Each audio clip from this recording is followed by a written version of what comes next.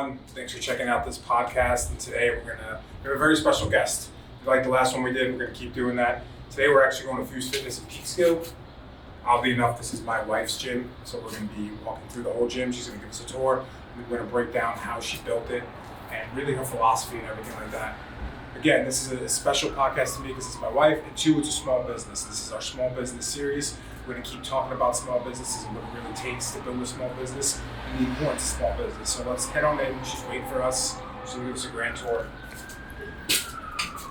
What's up? What's up, fam? Welcome to Fuse Fitness. Feel like I'm on an episode of MTV Cribs right now. Come on in. So give us a tour. Let's All check right. it out. So this is where the magic happens. This is the training floor. We have a lot of functional equipment, TRX, squat rack, dumbbells, kettlebells, mostly functional stuff. I like to work on functional strength training, working on unilateral training, where you're working on imbalances. So this is the front section. We do a lot of our small group personal training sessions in here. Our stations workout, which is a nice interval-based format where you spend around a minute at your station and then go on to the next station.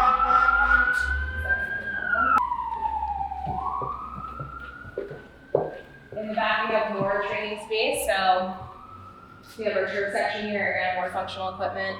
When we do yoga classes, they'll be held back here, a little bit more privacy and intimacy. That's what this is for? That is what this is for. And that's really it. Training space is pretty straightforward, really wide open, open floor concept, very, very 2000. And Nice. yeah. And what's over there? Over there is where people will check in. They'll get settled for class. Put their stuff down when they get here, and I love that space honestly because people will end up talking there before and after class. It's where a lot of connections are made. And then right here, the TV is where we explain our workouts. We have usually our group set up and we just go through the movements for the workouts. I love our program so much because it allows us to modify for people who need modifications, and it allows us to push people that need a challenge and that need progression. So we'll go over the workout for the day on the screen, and we'll make sure that everyone's matched up really appropriately with what they're trying to do. Nice. Awesome. Yeah. Thanks for the tour. Yeah. Stick around for the sit-down component now.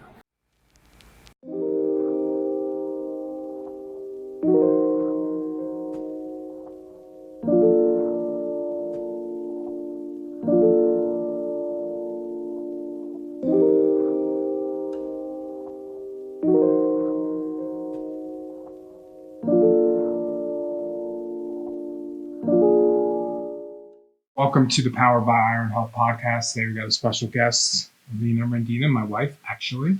You didn't hear it in the beginning part. What's up? Hey, boo. So intentions of this podcast really, right, we're bringing light to small businesses. Currently in the Westchester area, we're going to expand small businesses, really the beating heart of this country in reality. So we're going to come down to face level and talk to all the small business owners, see how they got started, see their philosophy, and really give the spotlight on them because it's important for that. So we're going to start right away. Like, what do you do? What do you do here at Fuse Fit? Well, in a nutshell, we help people make positive changes and transform their lives. We do mostly small group personal training, which I found has been a really good fit post-COVID for people who are looking to reach their goals. I love our small group program just based on the intimacy. We're able to work with people, basically providing one-on-one personal training and doing it at a fraction of a cost. So instead of someone paying full rate for an hour session, the rate is essentially discounted and they're able to get more volume, better results. So that is what we do in a nutshell. Nice. I like that. Let's harp on small group. How many people in a group? And really, how do you, I like what you said, it's personal training at a fraction of the cost. So like, how does that really work if you have someone who's older, who's in their 60s, 70s, and then someone who's like 20 in the same class? Like, how do you work that out? That's a great question. So the way that we structure our programming, the programming is set out to hit specific training goals. When I'm coming up with programming, I'm looking at movement patterns. I'm looking at, really the people that are consistent in certain sessions. And I will program a a movement, a progressed version, and a regressed version. So someone who's in their 70s, actually, I'm not going to even say that because I have a woman here in her 70s and she's a badass and literally does like progress versions of some movements. So, but somebody who needs modifications, they'll get the version of the workout that's a little bit more regressed. And then somebody who needs a little bit more of a challenge will get a progressed version. So we're able to get 2 different types of people in one session and provide that structure. That's really cool. I mean, that's an individualized program for people who don't understand like how important that is, right? Because that is personal training in essence. Like you're creating a program specific to them. Sure. Yeah. And I mean, what's great about it is having those movements that are, again, modified depending on the person already at the ready. So there's no thought, and maybe they can't even do that movement, but it makes it easier for the trainer to say, okay, well, they can't do either of these movements, but it's instead of coming up with an individual program for each person, it's just a little bit more effective. So what's your philosophy on training overall? Like how are you creating your programming? What I like to work on is what I call functional strength training. So I like doing movements that are more unilateral, movements that are improving people's balance, that are just making them healthier and stronger for everyday life. So it's not, we're not super competitive here. We really just believe that competing with yourself, being the best version of yourself. If you want to, we do have a progress tracker where we're tracking people's weights when they are lifting. But aside from that, it's really, if you want it, you're going to push yourself, and maybe you just want to come here, sweat out your stress and feel better. But our philosophy really is just making you stronger for everyday life. That's really good. It's powerful stuff. What do you usually have in your class, or like who is your ideal person like that's coming to Fuse Fit? Ideal client we usually work with women. We do have a handful of men for sure. But I would say women mostly between really 35 and up, honestly. I wouldn't pinpoint a specific age, but 35 and up is mostly our demographic and our clientele. Nice. Sounds like fun. It's great. And I've been to some classes and she does kick my butt. And truthfully, I have been in classes with a couple of people who are older or younger than me. And it's really nice to actually have that supportive environment. I mean, tell me how you feel. I know for me, it's like in our office, everyone's there for a common goal, and that really delivers extra oomph because it's like, hey, we're doing this together. Do you feel that too? That you feel like the community here is big?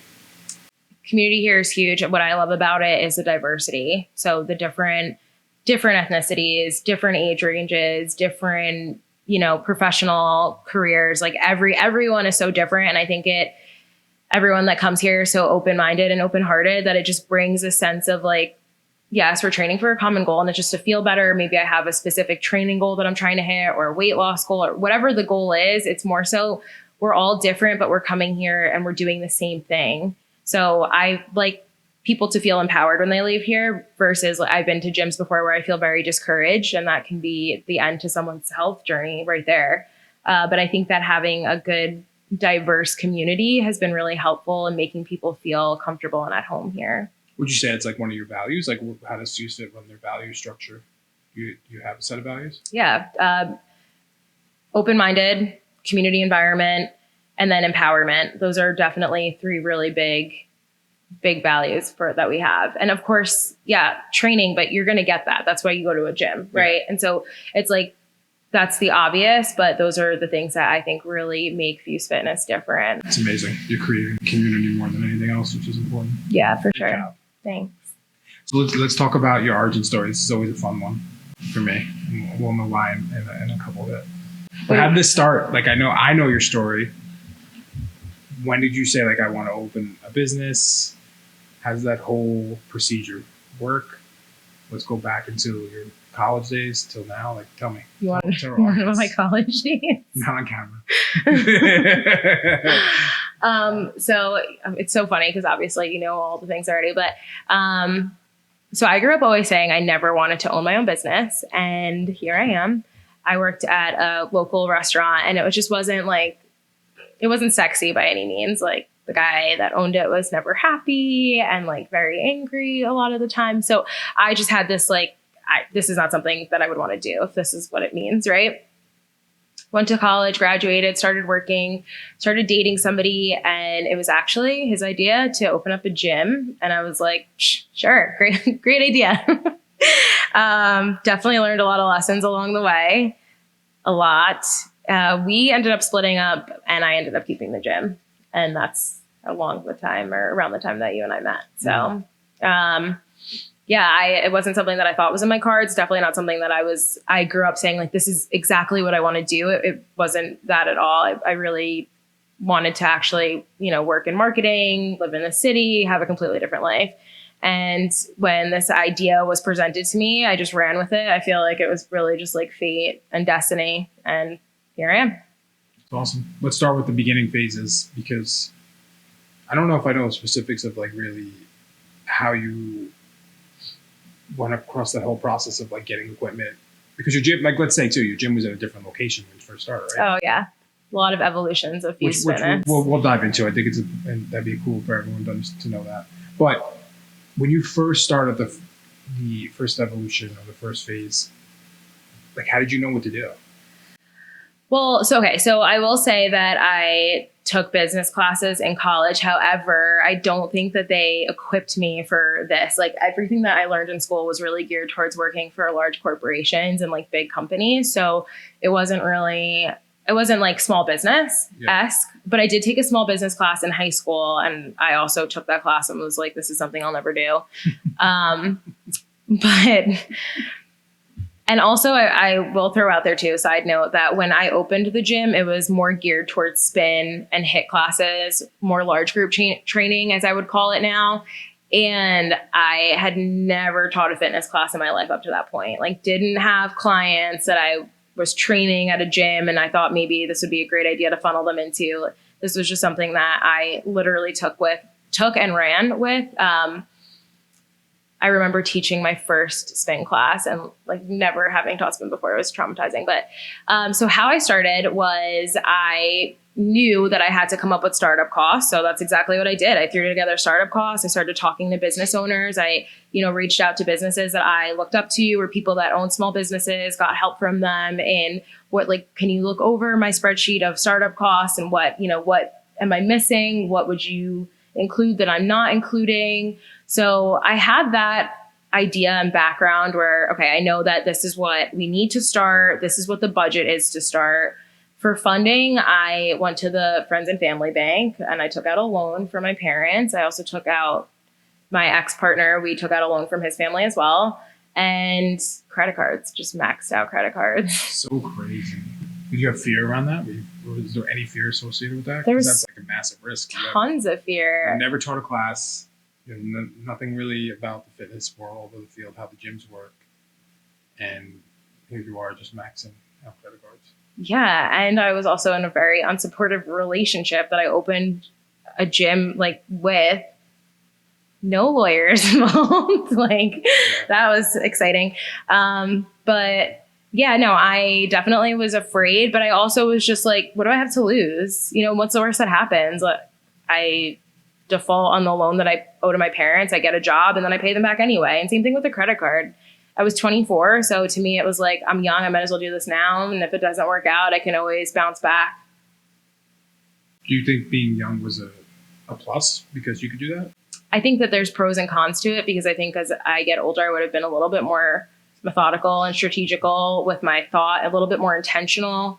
I would have been, I wouldn't say more risk adverse, but I would have been more cautious and thought, okay, what really needs to happen? Because I don't think I thought that. I came up with break-even numbers. I came up with, average price per member. I came up with all of those things, but I didn't really, I'm still learning. I didn't really grasp that. I wasn't like, oh, these are my numbers. I have to hit my metrics and actually hit them. I was just like, these are my numbers, and they were very arbitrary.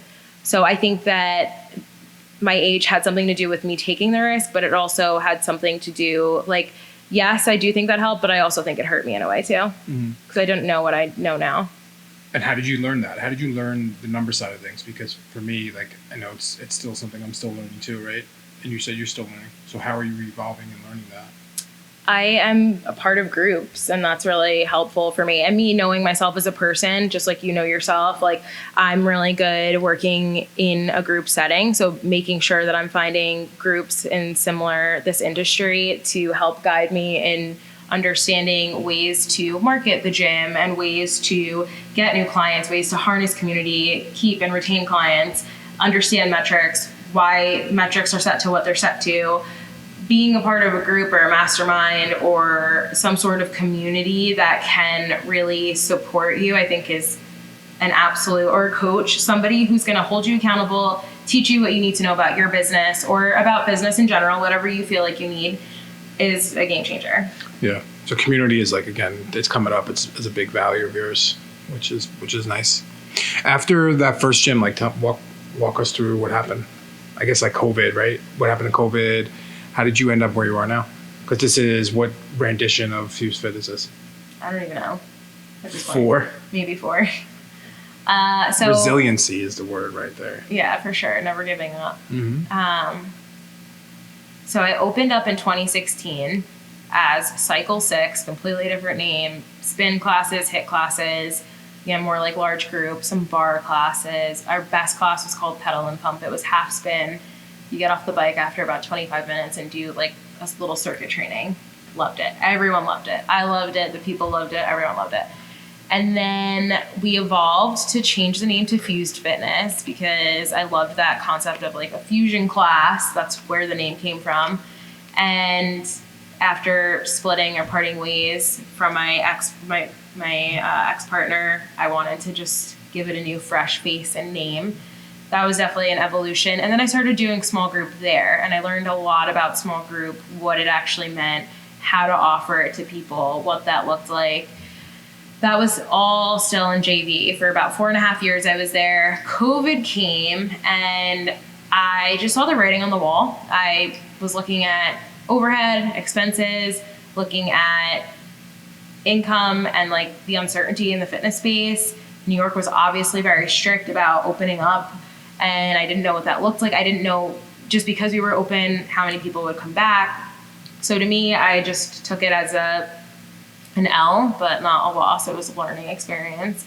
And then I started training people out of Peak Skill and Iron Health, and just grew the gym from there. So since being in Peak Skill, this is, I guess, technically like my 3rd location in Peak Skill. Yeah. Because Iron Health, and then I was in a small basement studio space, and then I'm here. Yeah, that's awesome. Yeah, mostly now small group and one-on-ones, and then some group classes we're starting to bring back slowly. And that's a rebuilding process too, because you were in a totally different area. You had a totally different following. So in reality, you had to rebuild the business, which is really, really fucking cool.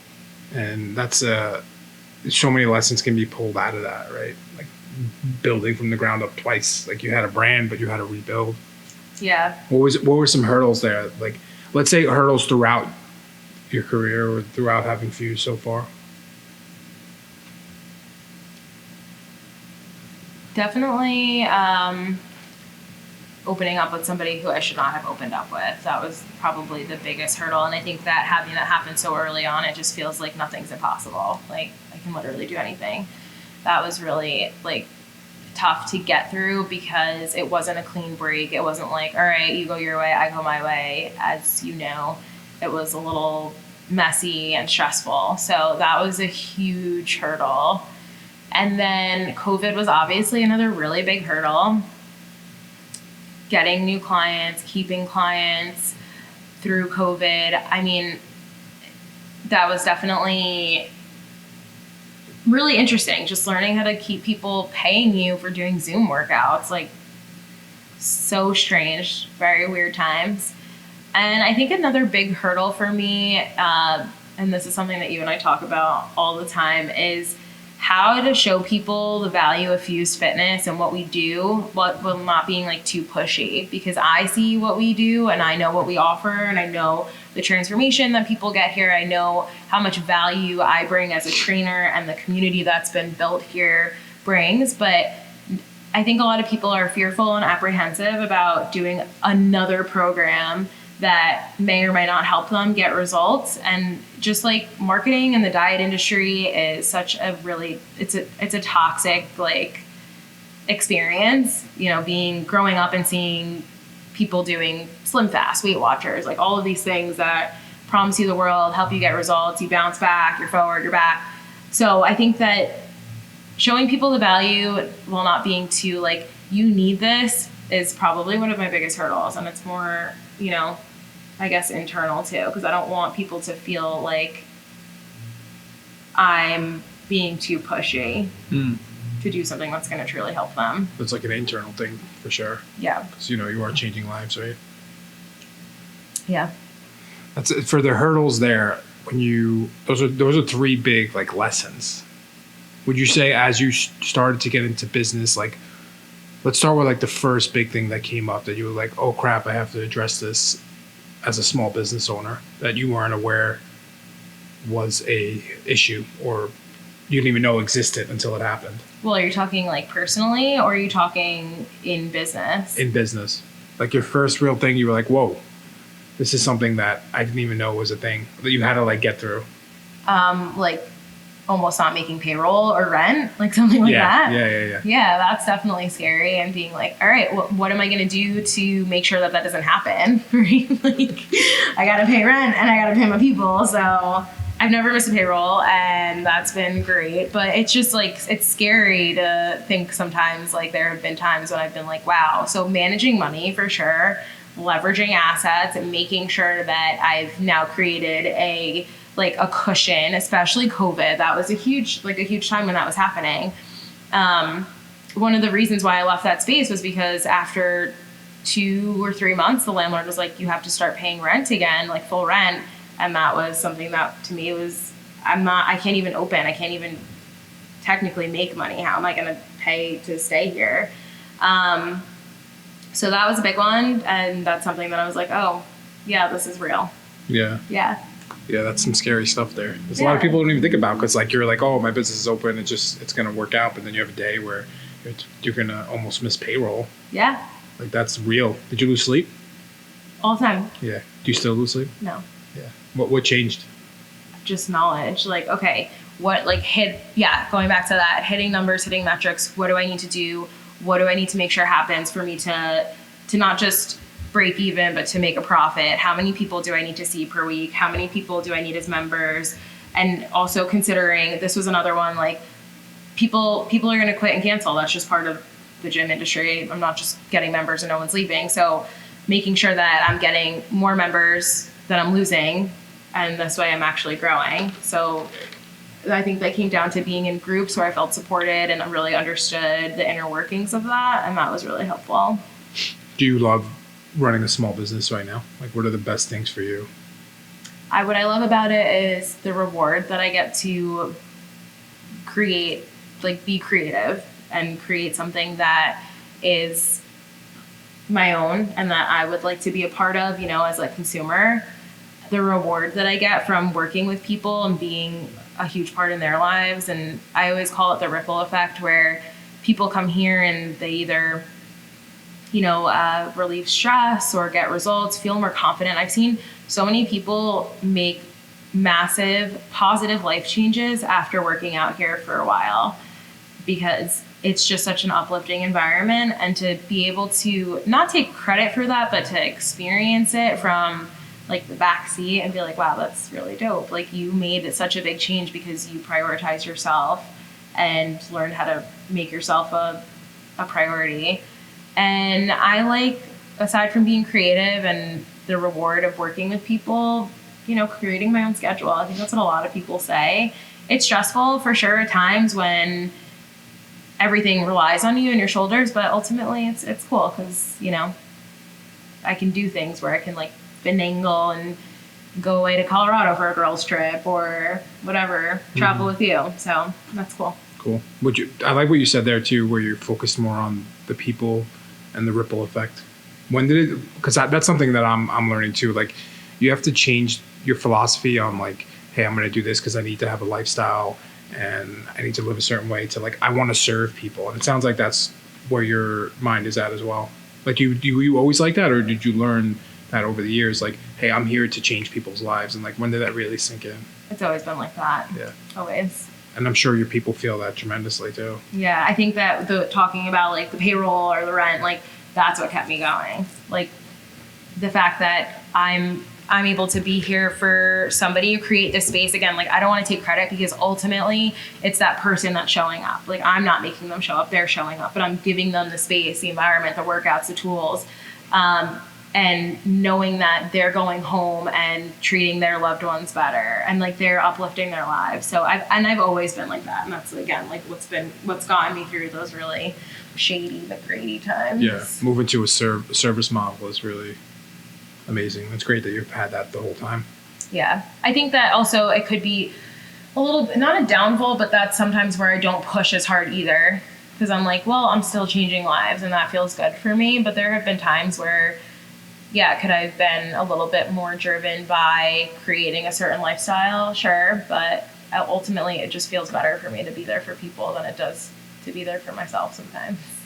If you're looking back at an old version of yourself or someone who wants to start a business from the ground up, and let's say it's a service business, what would you tell them initially? Like, what would be some advice you would give them?